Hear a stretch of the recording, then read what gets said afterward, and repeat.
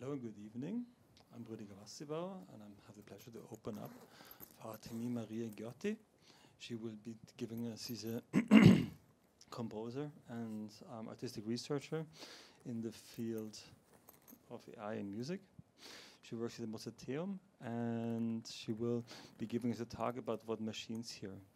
Please, Artemi, take it away.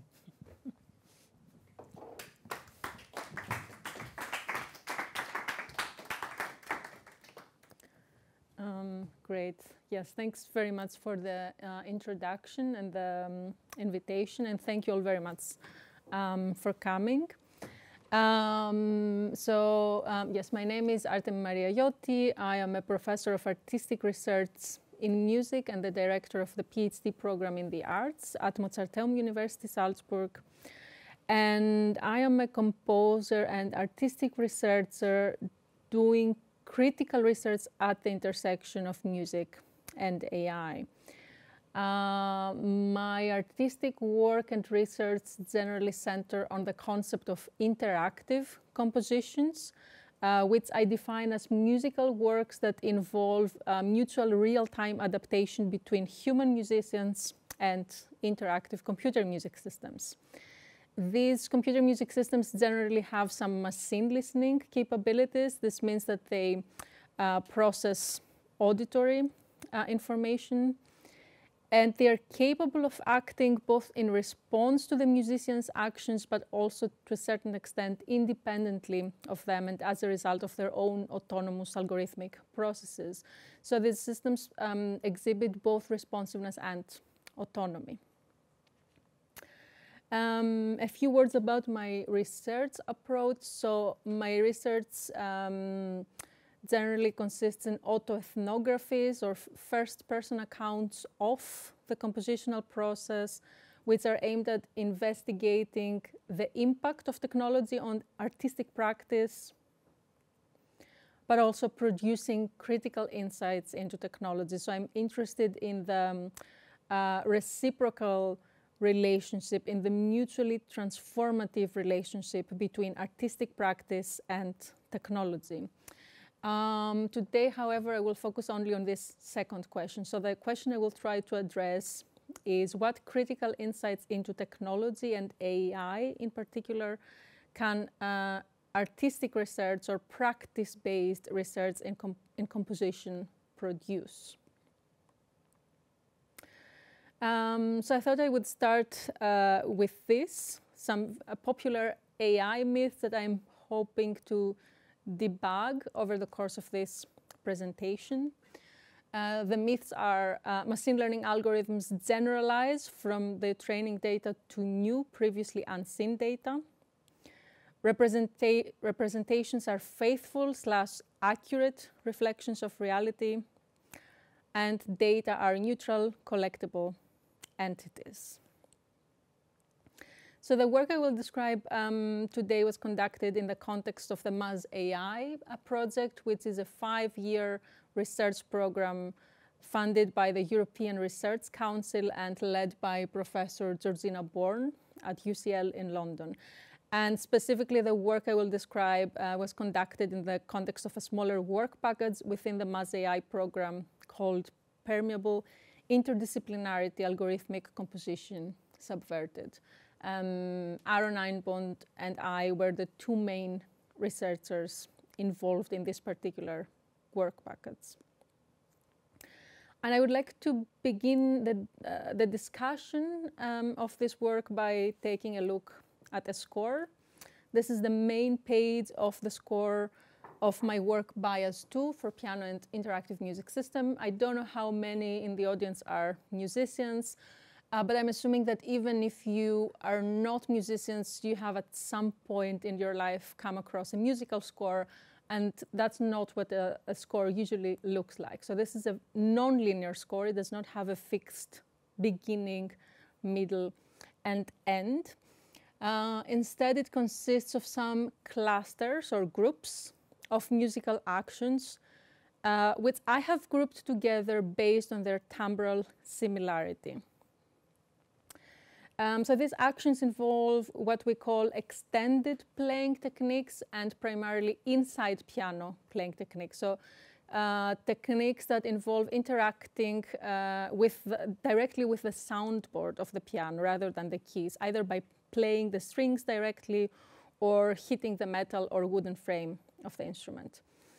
And these musical actions also involve several string preparations, some of which are visible here. So as you can see, there are some magnets placed on top of some of the strings. Here there are some crocodile clips attached to the strings, some silicone sticks wedged in between the strings, and so on. And all these objects are there to somehow modify the timbre of the instrument, the sound of the instrument. And just to give you an idea of what these musical actions sound like, here are some examples from cluster 1.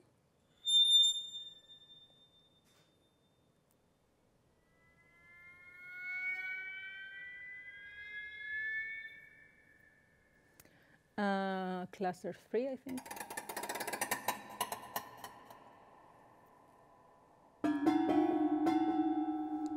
That was cluster 4 and cluster 6.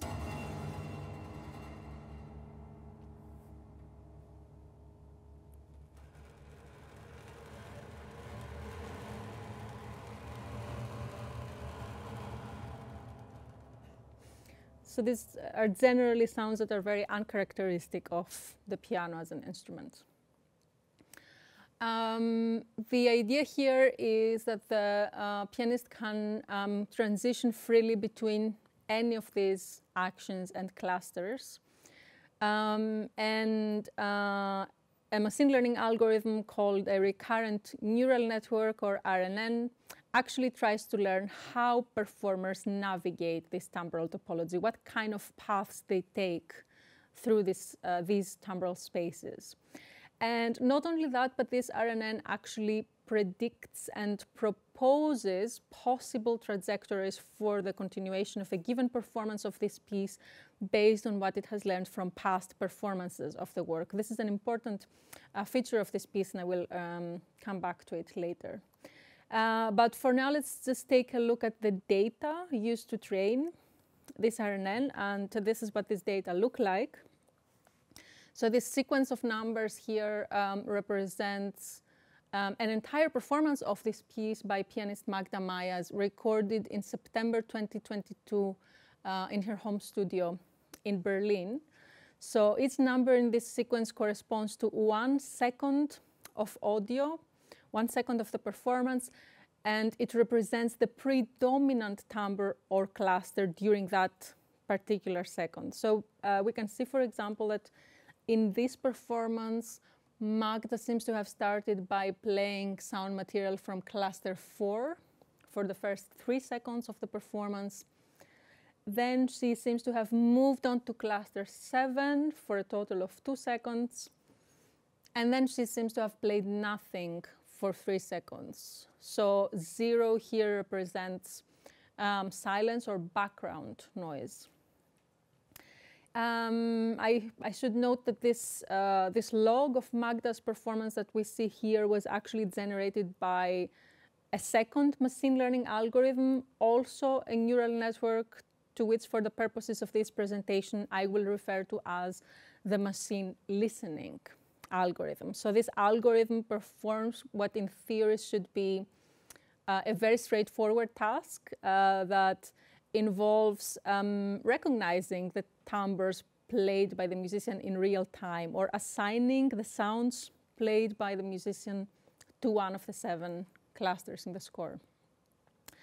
So producing these logs of past performances of the work is one of the functions of this machine listening algorithm, but its second function is to match different timbres to different types of electronic processing in real time. So in real time, different types of processing, different types of effects are applied to the piano signal based on which timbre or cluster is currently being recognized by the machine listening algorithm.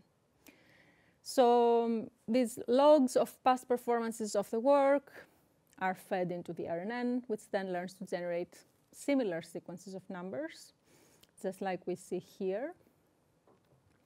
So the RNN just generates similar sequences by predicting one number at a time. And in fact, in the video we just saw, this process was sped up. So in reality, this RNN only makes one prediction per second. So each second of the performance, this RNN looks at what came before and predicts what's likely to follow next, what cluster is likely to follow next.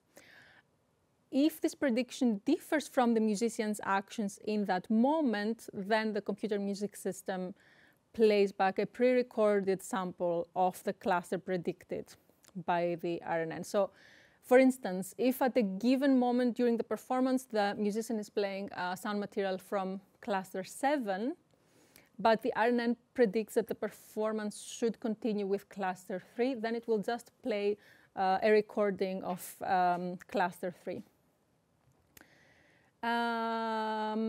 So as I mentioned earlier, this RNN makes predictions based on what it has learned from past performances of the work, and this is a very crucial point here. So ahead of its new performance of this piece, the RNN is trained on data collected from all past performances of the work. So the pianist here is set in a dialogue with the work's interpretive history, with interpretive choices made by themselves, but also other pianists in the past. So one of the main themes explored in Bias 2 is distributed and collaborative creativity. And creativity here is distributed among human and non-human actors, but it is also dispersed in space and time. Another theme explored in this work is the ontology of the musical work, or in other words, the nature of the musical work. And due to the fact that these processes of datafication and learning extend beyond a single performance of the piece and span over its entire interpretive history, Bias 2 could be described as what Georgina Bourne terms a provisional musical work, which both retains and blurs the traces and boundaries of individual and collective authorship. In other words, this is an eternal work in progress. It's always in the making. And finally, one last theme explored in Bias 2 are critical insights into AI and machine learning, gained specifically through artistic research in composition. And today I would just like to mention two of those insights concerning data materiality and data semiotics. A big part of this presentation is based on this article, which I co-authored with Aaron Einbond and Georgina Bourne, and was published in the Computer Music Journal. So for those of you who are interested, you can delve deeper into these topics. This is an open access article, so you can find it, you can download it for free in the CMJ website. So my contribution to this article consists in an autoethnography of the data-making processes involved in the creation of Bias 2. And in this article, I bring insights gained through this autoethnography in dialogue with broader themes from the field of critical data studies. So since, as I already said, this is an autoethnography, I would like to begin my discussion of the first of these insights, data materiality, by reading a brief excerpt from my research diary. Sunday, September 8th, 2024. In preparation for a performance of Bias 2 the following day at the International Conference on AI Music Creativity in Oxford, pianist David Palmer and I meet in London for a rehearsal and data collection session. After setup and a brief demonstration of some of the playing techniques used in the piece, we move on to the main task of the session, recording examples of David's interpretations of the work, which will later be added to the training set used to train the RNN ahead of the performance. After a quick sound check, we start with the first data collection round. A few minutes into this round, I observe that the machine listening algorithm is behaving unusually. Not only is it making more frequent mistakes than usual, but perhaps more interestingly, it is making different mistakes. I pause and ask what might be contributing to this behavior. Is it the piano, the acoustics of the studio, or the audio equipment? Even though its instrument is slightly different, the piece has been performed on pianos of the same model several times in the past, without this behavior ever occurring. Similarly, the microphone and audio interface used are exactly the same as in all previous rehearsals and performances of the work. The acoustic environment is equally unlikely to be the cause of this behavior, as the type of microphone used, contact, means that any leaking of background noise into the signal should be negligible, which makes all these discrepancies all the more puzzling. Could this be a faulty cable? As I'm analyzing the complex human technical assemblage involved in transfiguring the piano sound into numerical inputs interpretable by the machine learning algorithm, I distinctly remember having put more adhesive than usual on the microphone before attaching it to the soundboard. Not having any better explanation as to why the system is exhibiting this behavior, I decide to remove some of the adhesive and see whether this has an impact on the machine listening algorithm. Indeed, this seems to immediately restore the machine listening algorithm to a state more consistent with its past behavior. With this issue now resolved, I decide to discard the data collected during this first round and start over with the data collection process. So this is the microphone in question. In the image on the left, you can see it attached to the piano soundboard. And here you can just see the microphone and the adhesive. The adhesive is hard to see because it's black, just like the microphone, but it's essentially a gum-like material that is used to literally stick the microphone to the soundboard. So I would say that one of the most interesting insights gained through this research really concerned data materiality and specifically the mediation of hardware. And this, by the way, does not include just the mediation of microphone adhesives, but microphones themselves as well. So for instance, early on, while training the machine listening algorithm, I trained this neural network on data recordings that I had collected using a single microphone. And this, of course, resulted in a model that performed very well when it was used in combination with the exact same microphone that had been used to collect the training examples, but it performed very poorly when it was used in combination with any other microphone. This was not surprising to me because I've been working with machine learning algorithms for several years now, and overfitting, which is the technical term used to describe this phenomenon, is a very common issue with machine learning algorithms. Machine learning algorithms very commonly or very often learn things very particular to the data that they have been trained on.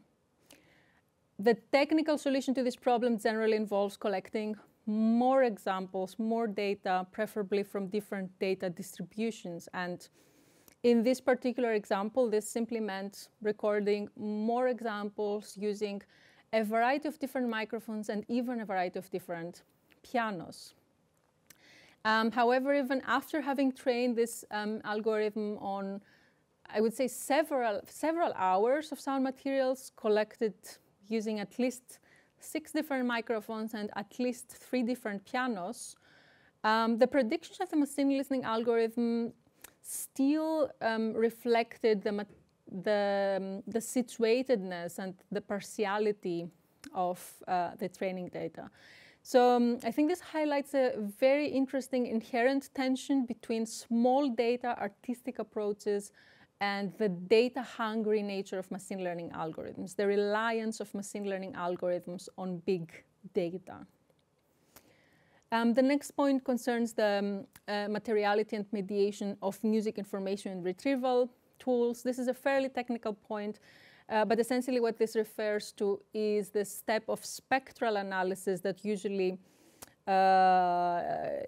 intervenes between the sound and the machine learning algorithm. So when we train machine learning algorithms for real-time machine listening applications, we don't generally feed the raw audio, the audio signal, into the machine learning algorithm, but we usually perform a spectral analysis of the sound first and extract some spectral descriptors, and that's the data that goes into the machine listening algorithm. As I said, this is a fairly technical point, but if you are interested in this topic, you can read more about it in the article.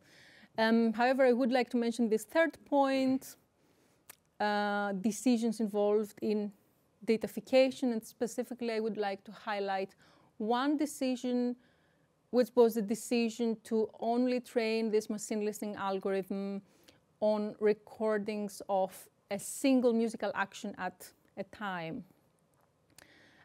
Which of course means that when performers superimpose sound material from more than one clusters, right, when they perform two musical actions at the same time, which is possible in this piece, this neural network is unable to make accurate predictions.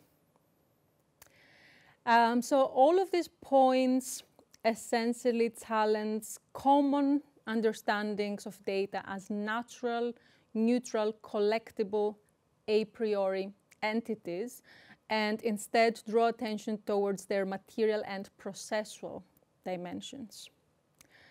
So data are not neutral, and they're not collected. They do not exist out in nature, awaiting to be collected. Data are not extracted, they are constructed, and therefore they're contingent on the material conditions and the human decisions involved in processes of datafication. So terms such as data collection or data extraction, which I myself am guilty of using all the time, are indicative of a rhetoric of what Bowker and Starr call naturalization, or of what Sandra Harding refers to as the neutrality ideal. They paint data as neutral, natural, collectible entities, detracting from their embeddedness in larger social, cultural, and technical assemblages. And this brings me to my second point, my second critical insight: data semiotics. And this point really concerns the issue of visibility and invisibility. What is made visible versus invisible through processes of datafication? And here I am referencing specifically Lindsay Poirier's 3 modes of reading datasets, which are of course derived from semiotics: the denotative, the connotative, and the deconstructive reading. So the denotative reading focuses on the literal meaning of the values, what the numbers stand for, what they represent. The connotative reading aims to situate datasets within certain historical contexts. And the deconstructive reading examines what is left out of the data, what gets othered or what is rendered invisible through processes of datafication.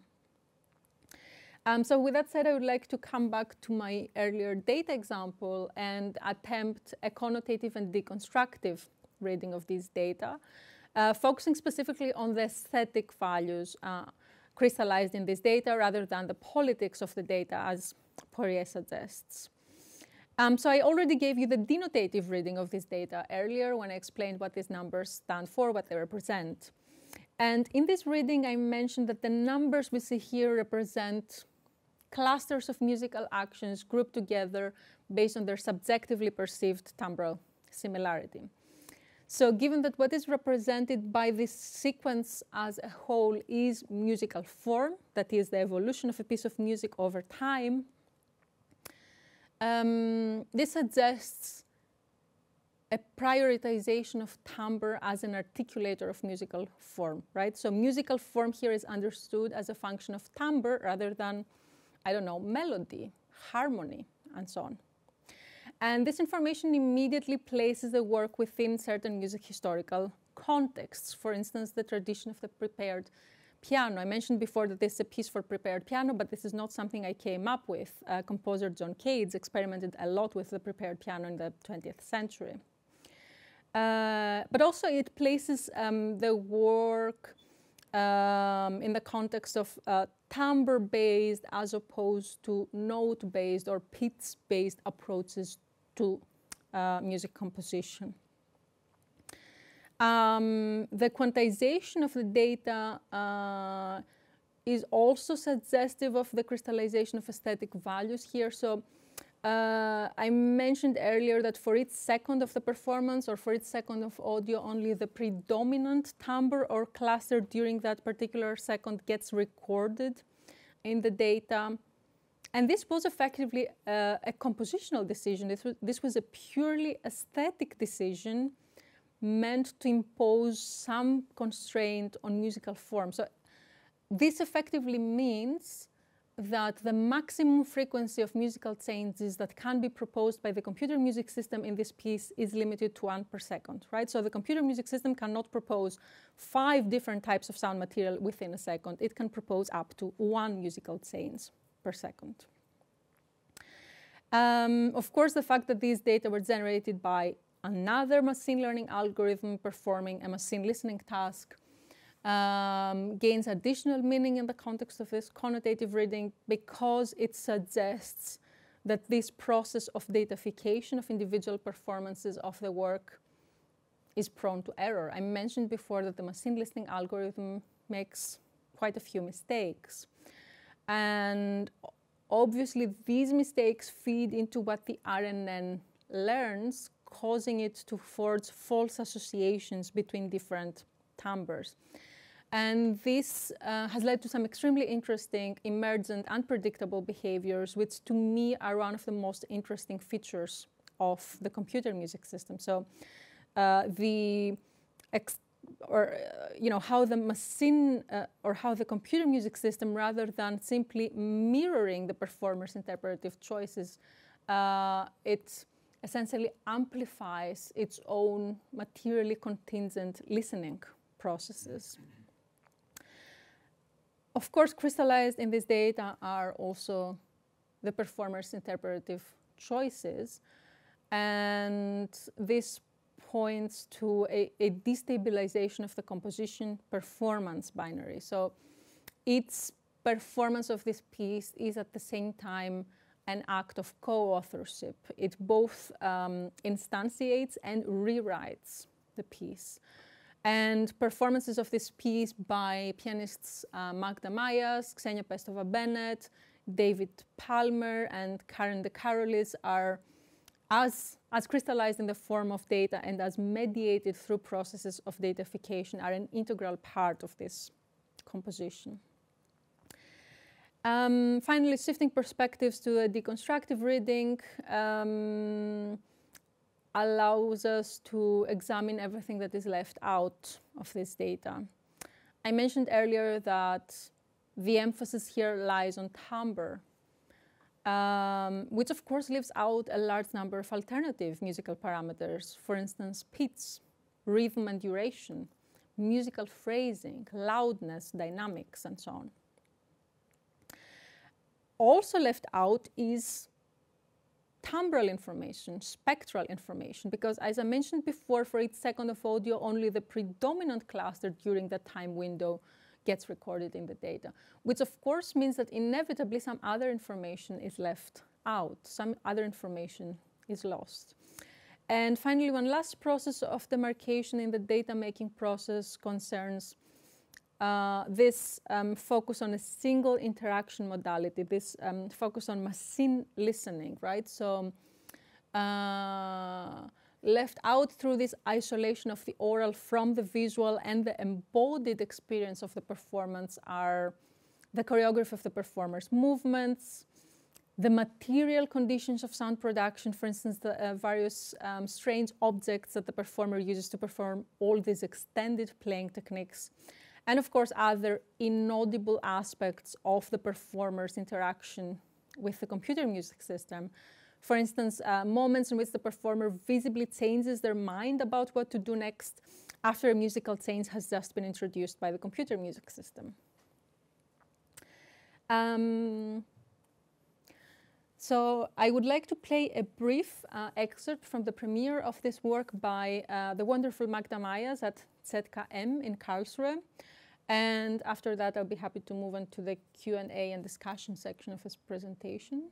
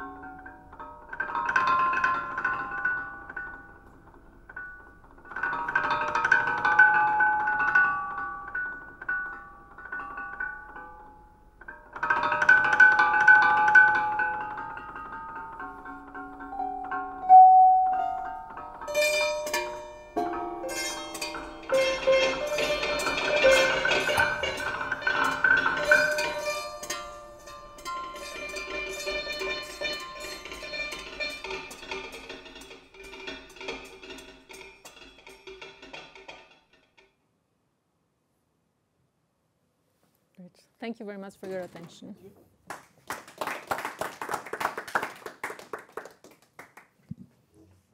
So then I would like to open up the stage for questions. Who would like to start? Jean-Marius, come.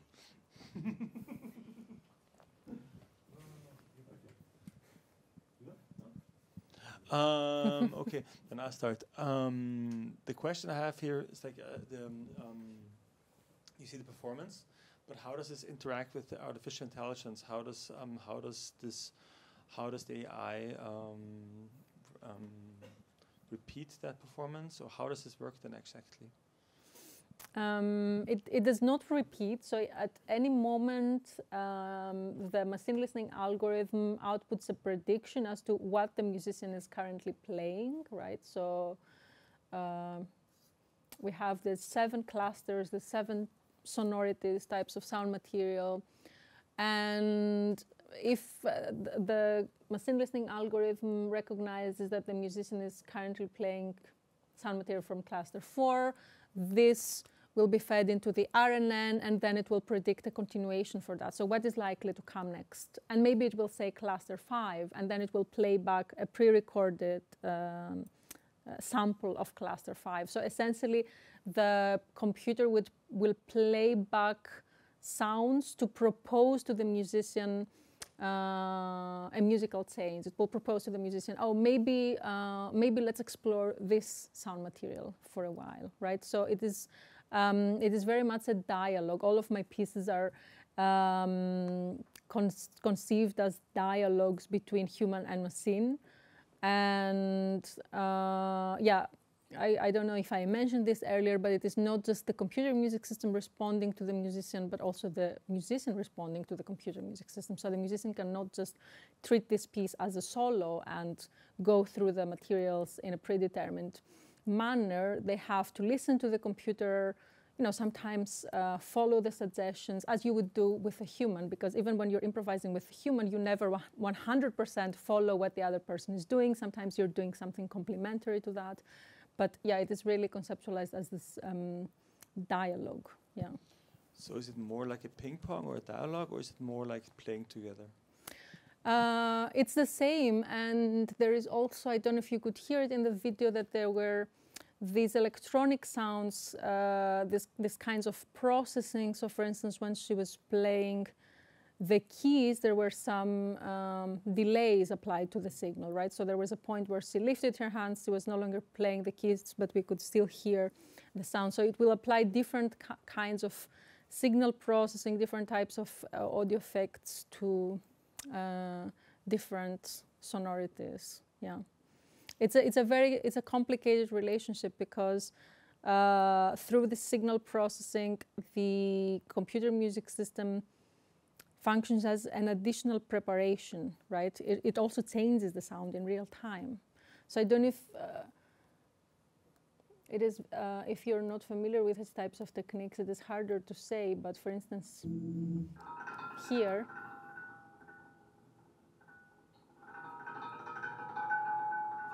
we hear these bell-like sounds, right? The piano does not produce them. The strings there are completely muted. So what you hear is this sound. And the bells, the resonances, are added electronically, right? So if you switched out the electronics at that point, you would hear this. So it is a very interesting and complicated relationship, where on the one hand, the computer is a partner playing a duo, and at the same time, it is part of the instrument. It's extended the instrument, it's altering the instrument, and so on.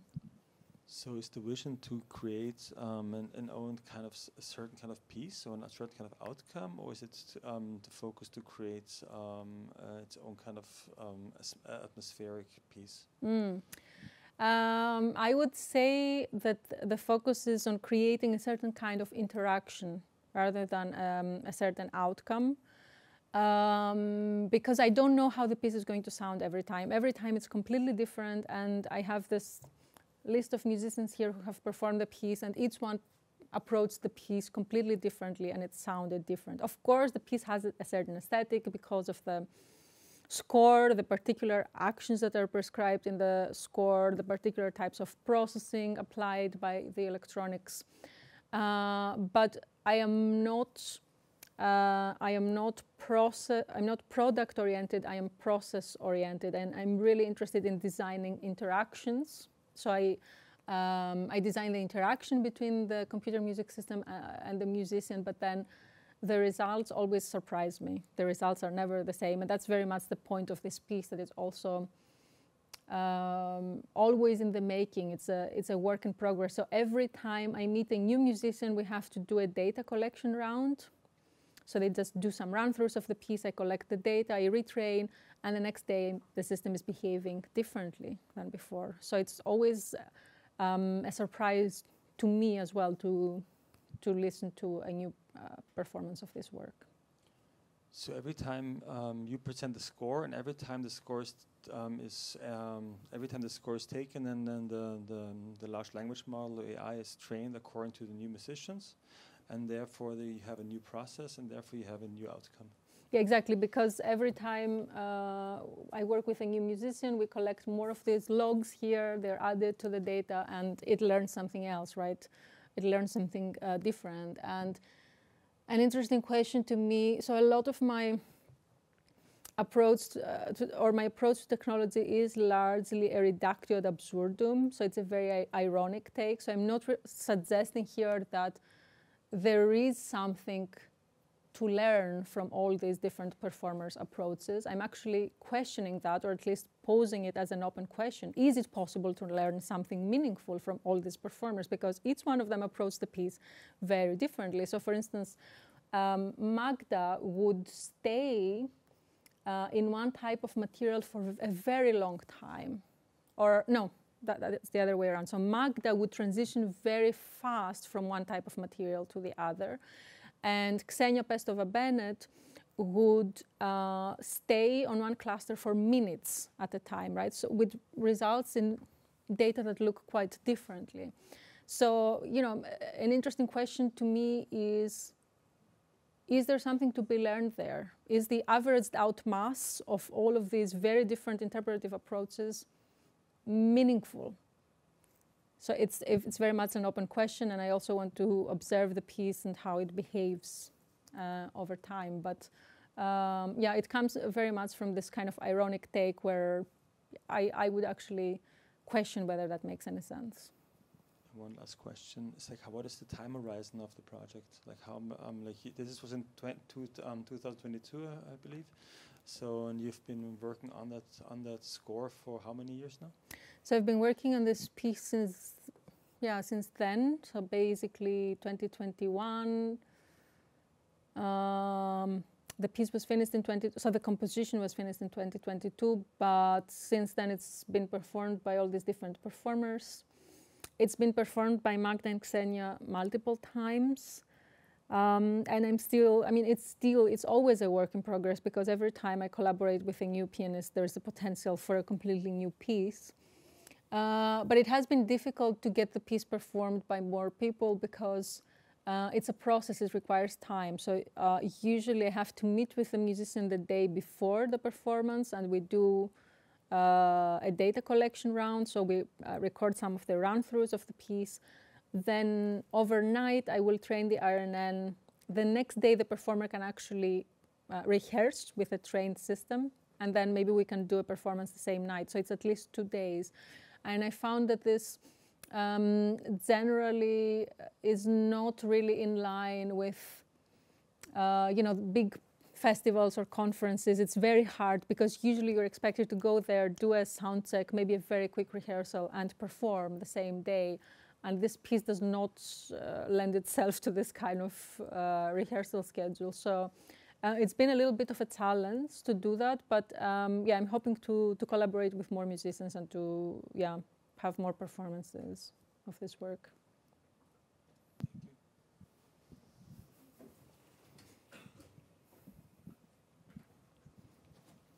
Thanks a lot for your wonderful presentation.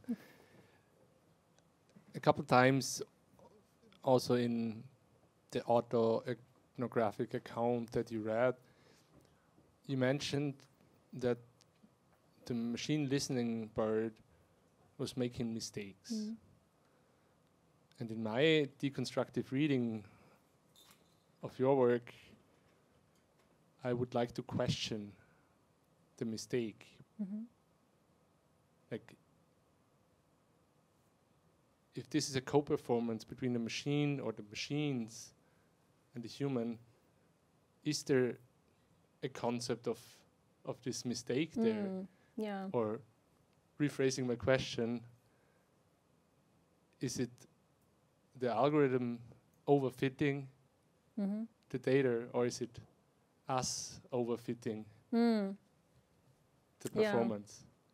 Yeah, I mean, that's a really good question, and I agree. I mean, you can only call them mistakes when thinking about a ground truth table, but I don't think they're mistakes actually, and I think that these mistakes are the only creative thing about the system, really.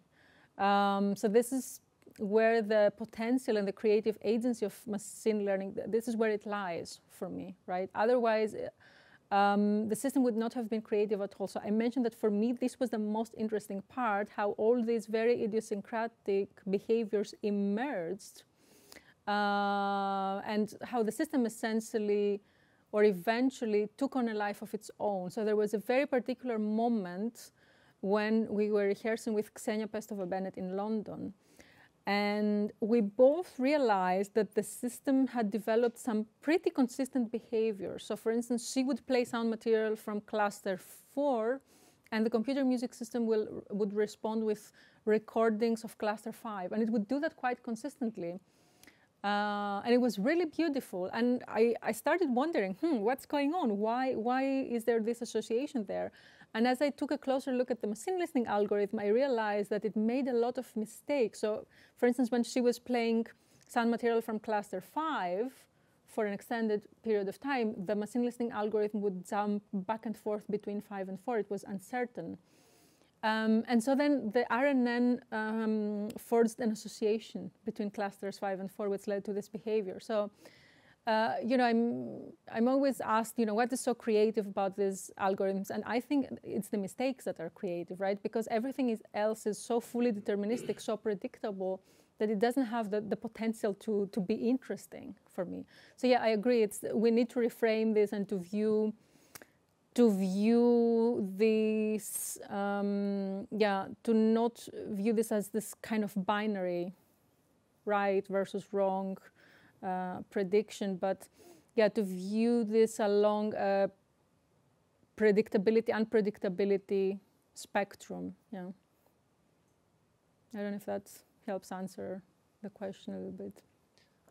It does. I'm still puzzled by the concept of a mistake there, because we, as far as I understand, in your classifier, you have a concept of how the different clusters differ, but we have no idea how they differ from the system's point of view, and like what it is actually that, based on the training data, creates this differentiation in the system. So in my naive terms, not being a musician, I would say like, okay, we have a score that has concepts of timbre or whatever else that differentiate those clusters. But maybe the algorithm has an easier time looking at other things that we might not think about to differentiate them. So I don't know whether mistakes are there in the system or whether it's just mismatches between our concepts of how those clusters differentiate versus how they differentiate from other viewpoints. Yeah, I think it is that, and it is also, I believe that we have very mistaken epistemological assumptions about machine learning. So our understanding of what these algorithms learn is very skewed and very problematic in my view. And I have written about this in a more recent article. It's not ready yet, so I'm still working through all these things. But in that article, I really tried a speculative error analysis of the machine listening algorithm to try to understand, as you said, why is it making these mistakes, right? Are they really mistakes? Is it listening at other things? And it turns out always that it's listening to different things, right? But yeah, to me, this is quite interesting. This situatedness is very interesting. I think the friction arises from these assumptions, which I showed early on in my presentation.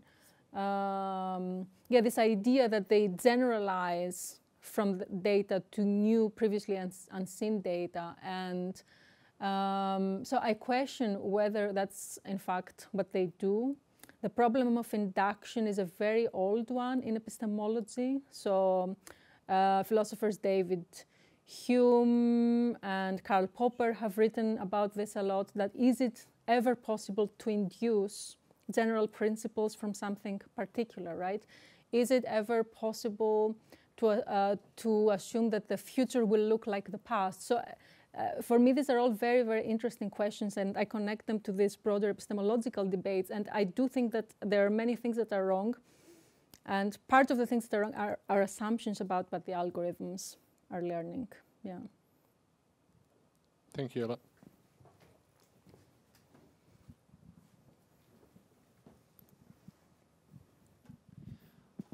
I have a more general question.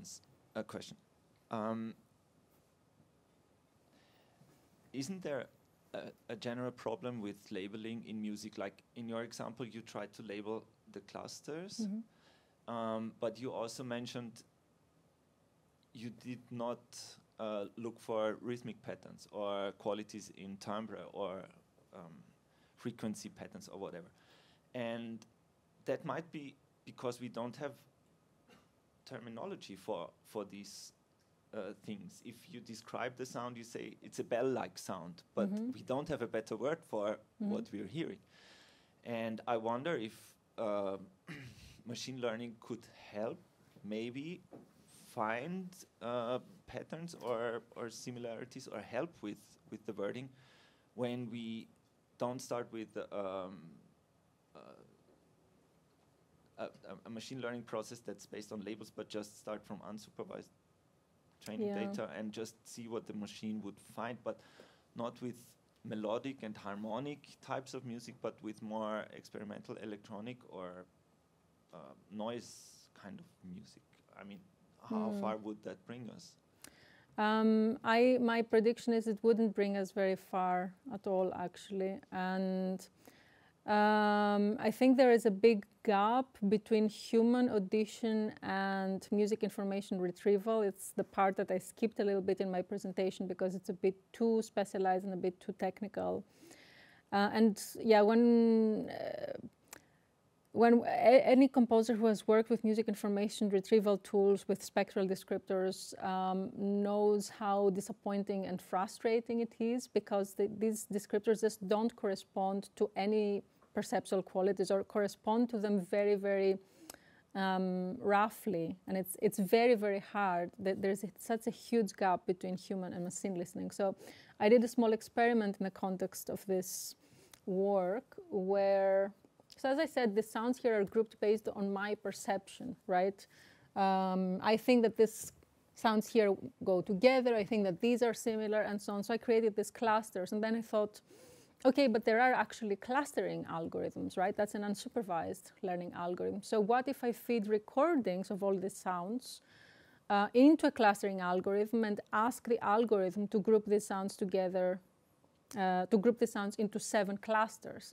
And I did that to see to what extent the clusters produced by the algorithm would correspond to my own. And there was 0 correspondence, because the clusters, as far as I could tell, the clusters produced by the algorithm were really based on very, very crude differences, right?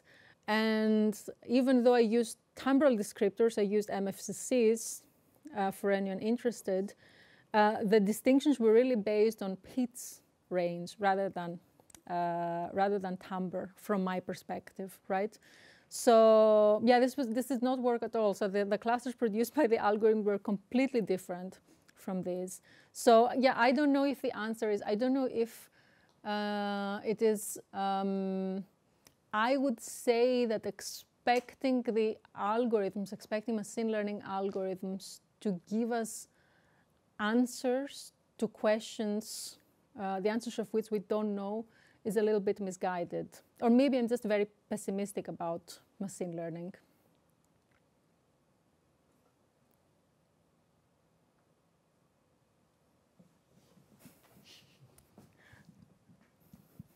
Thank you very much for this presentation and for showing us your work. I'm not going to ask a question about the specific choice about the algorithms, in particular why you choose RNN instead of Markov chains, because there is a lot of history in music and pattern repetition and analysis for Markov chains. Also, I'm not going to ask about the phenomenological aspect that you mentioned, David Hume, about the mistake, because this somehow relates to the practices we can find also in the 60s, as you mentioned also, John Cage and the Fluxus. I'm also not going to ask about the mistake, because you mentioned your feature vector is MFCC. But this vector, I think it's quite limited if you want to try to describe timbre, because timbre, I think, is a fundamental thing. I'm also very interested in timbre. And composition through timbre, in a kind of conceptual context, of course, it's certainly something interesting. However, I see a bit of discrepancies between the transparency of the performance. That's what I'm going to ask. How transparent is the process of this real-time? I would say it's an open composition. It's more close to conceptual approach to music composition, that matter.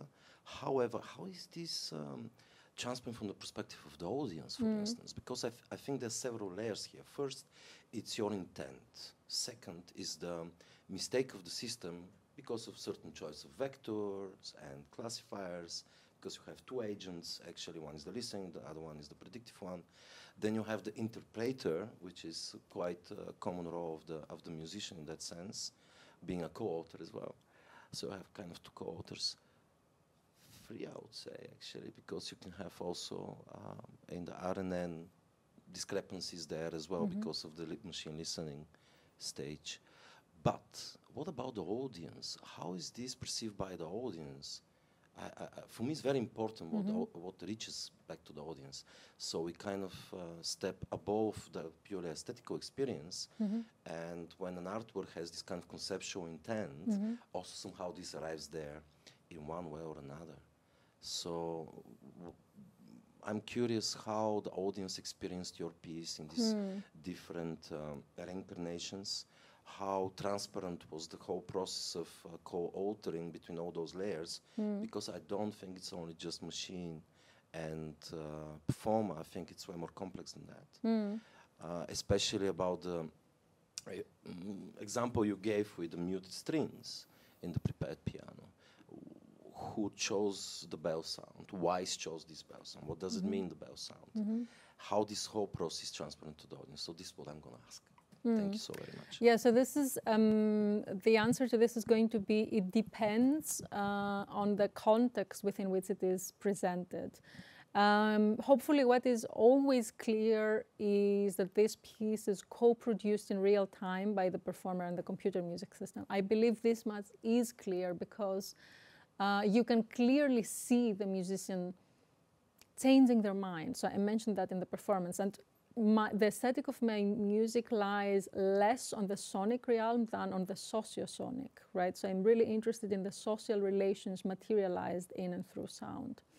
So I mentioned all these kind of inaudible but visible aspects of the interaction. So for instance, a moment in which the pianist picks up one object, then the computer throws some sound at them through the loudspeaker, and they have to put that object down, pick up something else and respond to the computer. So I think this does come through, this idea that that it is a duo, that it's a dialogue between the musician and the computer. All the other aspects are not immediately available in the performance. And as I said, I'm an artistic researcher, so this piece is a product of artistic research. So I'm also very interested in presentation formats for this piece. And when this piece is presented, most of the time it's either a kind of lecture performance where I give a lecture on the piece and then we hear it. But my favorite format for presenting this piece was a Hörlabor, which we did in Darmstadt, where we performed the piece once and then we had a small workshop with the pianist and me, showing a few things around, playing some of the sounds, having the signal processing on for the audience to observe how the computer responds. Answering the audience's questions, so both I and the performer, and then performing the piece again, right? So this for me was the most suitable context for presenting this work. And yeah, I think that worked very well and provided some insights into all these aspects of the work, right? Because it is not just, I mean, it is the product of artistic research. It is not just meant to be, or I mean, it can just be listened to, but obviously you will not gain insight into any of these perspectives that I presented today. We got time for one more question. I would like to finish, if someone else has one, I would like to finish with one with Matt Harich, had a Subnet talk earlier this year, and he brought this example of the counting horse. I'm not sure if you know that. There was in Munich, there was a horse which could count very well. Ah, okay. And they couldn't figure out how it counted.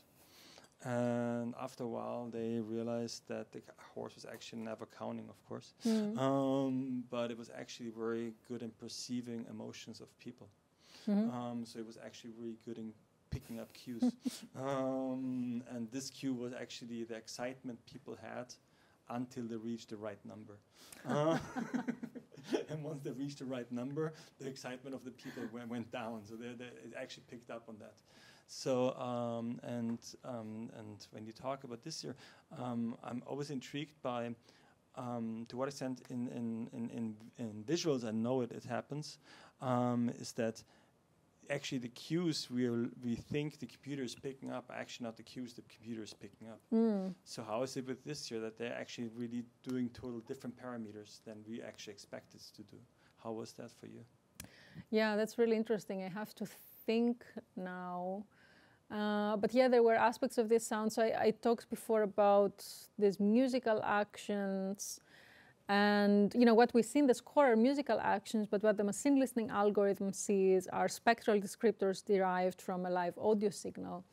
And obviously there is a huge gap between these two. And for instance, I noticed when I did this speculative error analysis of the machine listening algorithm that sometimes the pianist would perform some action very differently from how I had performed it when I was collecting the data, right? So there was a point in the video when Magda was performing the piece where there is this tape, and it's a cassette tape. It's attached to the string, and you rub it, and you get all these electronic sounding sounds. And there is a very particular way in which the performer is instructed to do that, and they have to do it very lightly, so you hear a very ethereal sound, a very high-pitched sound.